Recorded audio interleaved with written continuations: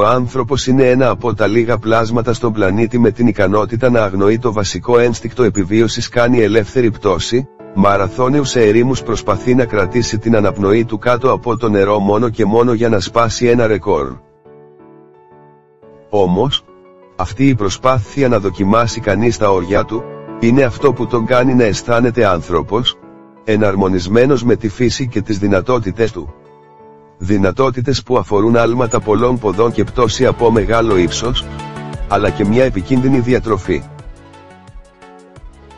Τα φαγητά που ακολουθούν είναι σχεδιασμένα με επικίνδυνα συστατικά ώστε να είναι δηλητηριώδη και όχι κατά λάθος πολλοί επιλέγουν να τα δοκιμάζουν. 1. Φουγκού. Το φουγκού είναι ένα ψάρι του οποίου τα εσωτερικά όργανα περιέχουν θανατηφόρες ποσότητες του δηλητηρίου TTRODOXIN, για το οποίο δεν υπάρχει γνωστό αντίδοτο. Χρησιμοποιείται σε σούπες και σούσι. 2. Bullfrog. Το bullfrog, δηλαδή ο φρύνος της Ναμίμπια, θεωρείται λιχουδιά, αλλά η εποχή στην οποία θα επιλέξει κανείς να τον δοκιμάσει είναι ζωτικής σημασίας, αφού για να μην προκαλέσει νεφρική ανεπάρκεια, πρέπει να καταναλωθεί, μετά την τρίτη βροχή, ή όταν αρχίσει να κοάζει κατά την περίοδο της αναπαραγωγής. 3. Sunny Crazy. Το Sunny Crazy, το κορεάτικο αυτό έδεσμα, είναι στην ουσία ένα μωρό χταπόδι που σερβίρεται ομό. Το χταπόδι διαμελίζεται και σερβίρεται σχεδόν αμέσως, οπότε ένας επίδοξος γευσενόστης πρέπει να προσέξει τα κινούμενα πλοκάμια και να μην τα καταπιεί ποτέ αμάσιτος. 4. Άκη. Το άκη είναι ένας καρπός πλούσιος σε βιταμίνες και πρωτεΐνη. Αν όμως το φρούτο φαγωθεί προτού ωριμάσει, εμποδίζει τη γλυκόζη να απελευθερωθεί από το σηκώτη, προκαλώντας το βίαιο ξέσπασμα ασθένειας ή το θάνατο.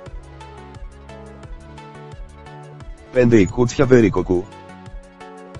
Τα ικούτσια βερίκοκου είναι ένα δέντρο το οποίο αυθονεί στην Ελλάδα αλλά και την Τουρκία, και τα οποία κατά τη βέψη απελευθερώνουν υδροκιάναιο.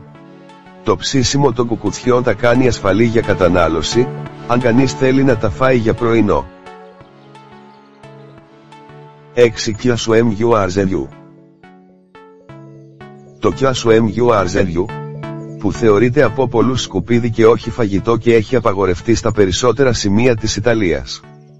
Η παρασκευή του όμως είναι αυτή που συγκλονίζει. Τα βασικά του συστατικά είναι ξυνισμένο τυρί και αυγά που γεννάει μέσα ένα είδος μύγας, τα οποία όταν εποαστούν, ξεκινούν να τρώνε το τυρί μέχρι να το μαλακώσουν αρκετά για να φαγωθεί. 7. Κιασόβα. Το κιασόβα είναι ένα φυτό, του οποίου τα φύλλα και οι ρίζες είναι εξαιρετικά πλούσια σε κιάναιο. Η παραγωγή ενός ποτού, του PINWARY, γίνεται στην Αφρική.